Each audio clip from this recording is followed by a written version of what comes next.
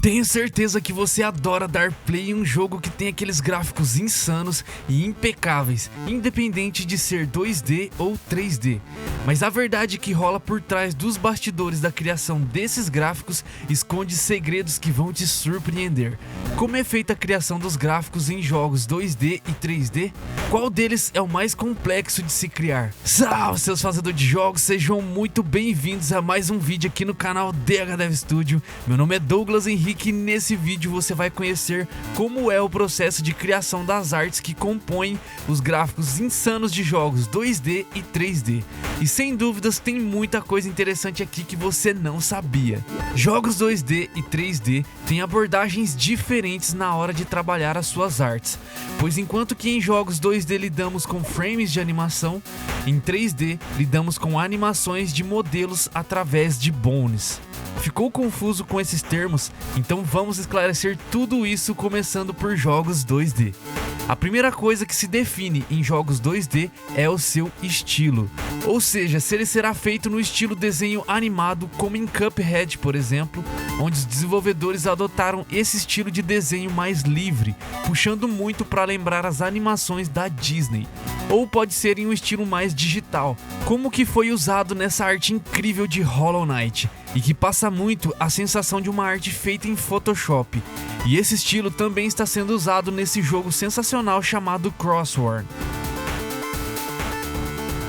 Ou pode ser ainda no estilo pixel art, que eu particularmente curto demais. E aí dentro da pixel art ainda existem algumas subdivisões no tamanho do padrão da arte, podendo ser uma pixel art no padrão 32x32, onde o sprite, ou seja, a imagem do personagem, é feita em um arquivo com 32x32 pixels de tamanho. Ou até subir para padrões maiores, como 64x64, 96x96, 128x128 e assim por diante.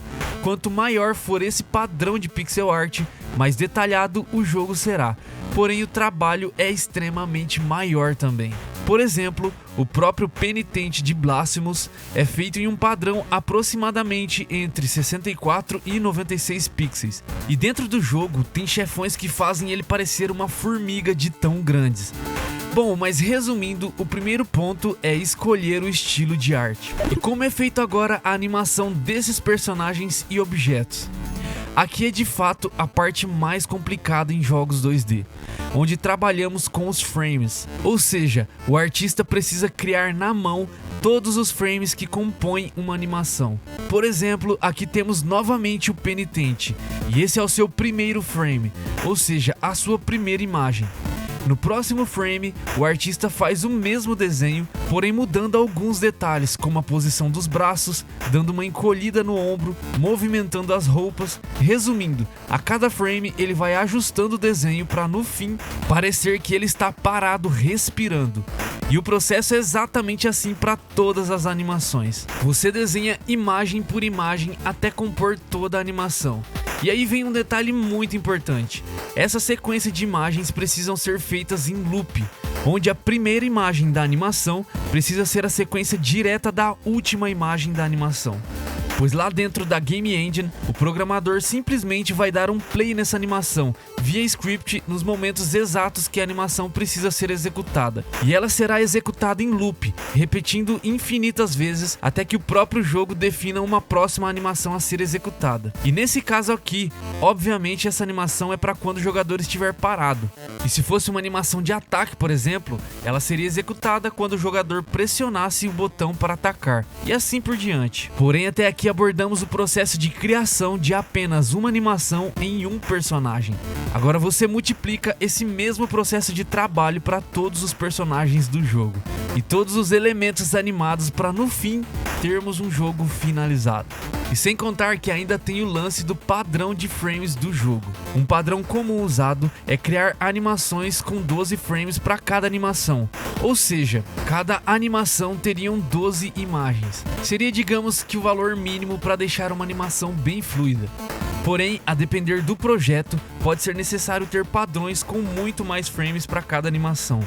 No próprio Blasphemous mesmo, por exemplo, aparentemente o padrão comum usado aqui é de 24 frames por animação. E aí, julgando só pelo tamanho das artes, qualidade e quantidade de frames, já deu para perceber que os artistas de Blasphemous passaram um baita apuro na criação das artes do jogo, hein? Mas por sorte, terminando esse processo criativo das artes, as coisas ficam bem mais fáceis, pois basta apenas exportar um sprite sheet, que é basicamente uma imagem que vai conter todos esses quadros de animação em um único arquivo, e levar esse arquivo para dentro da engine. E lá, o programador apenas recorta esse arquivo separando cada imagem e configura as animações. E aqui a parte criativa da arte 2D já acabou. Mas em jogos 3D, o processo começa com você brincando de Picasso. Ai, pá, vai te lascar, fé da... Calma, meu jovem dev, você vai precisar esculpir o modelo do personagem, quase como os escultores antigamente faziam. Primeiro, podemos usar softwares como Blender ou Maya para criar um modelo tridimensional do seu personagem. Você basicamente vai modelando uma massa dentro desses programas e adicionando os membros dele, moldando o rosto e os detalhes como texturas, rugas, cicatrizes, enfim. Normalmente, nesse processo se usa um desenho ou uma referência para criar o personagem. Depois é feita a topologia desse modelo, para garantir que ele seja deformado adequadamente durante as animações, mantendo a sua forma e evitando distorções indesejadas. Logo após isso entra a texturização, depois a pintura texturizada para trazer mais detalhes e realismo para esse modelo, usando softwares como Substance Painter, por exemplo. E agora precisamos fazer o rigging, ou seja, adicionar ossos ao seu personagem para permitir a criação das animações e movimentações do modelo posteriormente. E após todo o processo de rigagem, é aqui que normalmente se faz o processo de animação do modelo, para finalizar ele e exportar. Ou, a depender da escolha da equipe, é possível exportar ele sem animação e animar na própria engine ou com a ajuda de sites como o Mixamo, por exemplo, que já fornece inúmeras animações prontas para serem incorporadas ao seu modelo de personagem. Porém, a essa altura, o trabalho mais pesado já foi feito com o modelo, e agora é só importar para a engine. E galera, esse é um processo muito interessante e fascinante. Quando você cria seu próprio personagem, muitas vezes saindo do absoluto zero, ou apenas se baseando em um desenho em uma folha, e depois ver ele correndo, pulando, atacando. E o melhor de tudo é que é você quem está controlando o seu próprio personagem, que você mesmo deu vida. Cara, todo mundo deveria saber o quão gratificante é isso. Garanto pra vocês, galera, que não tem sensação melhor do que dar vida à sua imaginação e depois ver a sua ideia divertindo inúmeras pessoas. Mas você também pode sentir essa realização, pois existe um pacote chamado Game Art 2D e 3D, que, como o nome já diz, ajuda você a aprender a criar artes para jogos 2D e 3D. Você receberá cursos completos que saem do zero para te ensinar todo esse processo que vimos ao longo do vídeo, porém de uma forma muito mais aprofundada do que eu poderia trazer aqui. E o melhor que é tudo passo a passo, saindo do zero. Tudo explicadinho, facilitando demais o seu estudo. E isso mesmo que não tem experiência nenhuma na área. Tanto para criar artes 2D, como para criar modelos tridimensionais mais elaborados. Os cursos são sensacionais, galera, e eu recomendo demais para você que quer aprender e principalmente para você que quer se profissionalizar e trabalhar com artes para jogos um dia. Vou deixar o link aqui embaixo na descrição, já corre lá para conferir essa oportunidade única. Porém, ainda não falamos dos cenários 3D, né?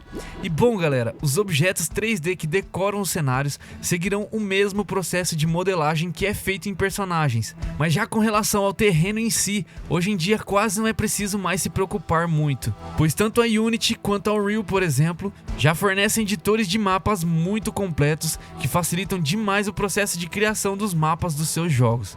E dificilmente é preciso criar na mão essa parte, a menos que seja algo bem mais simples ou bem específico. Porém, em 3D ainda existem algumas preocupações extras que já envolvem mais a questão da otimização também.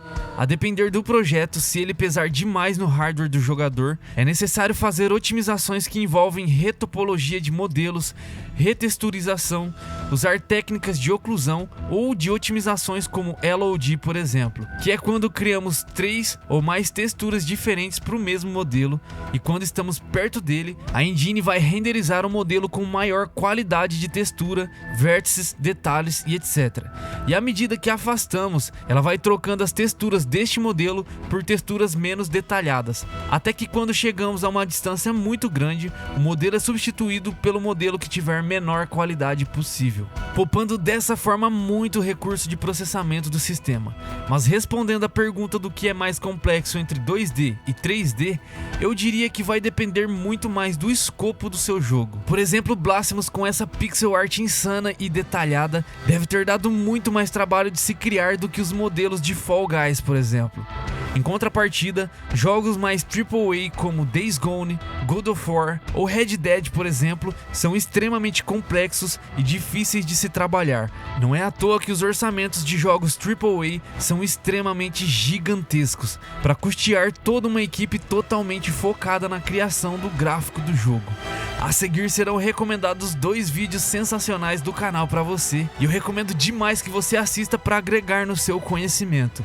É isso, vou ficando por aqui, fique com Deus, forte abraço e até o próximo vídeo.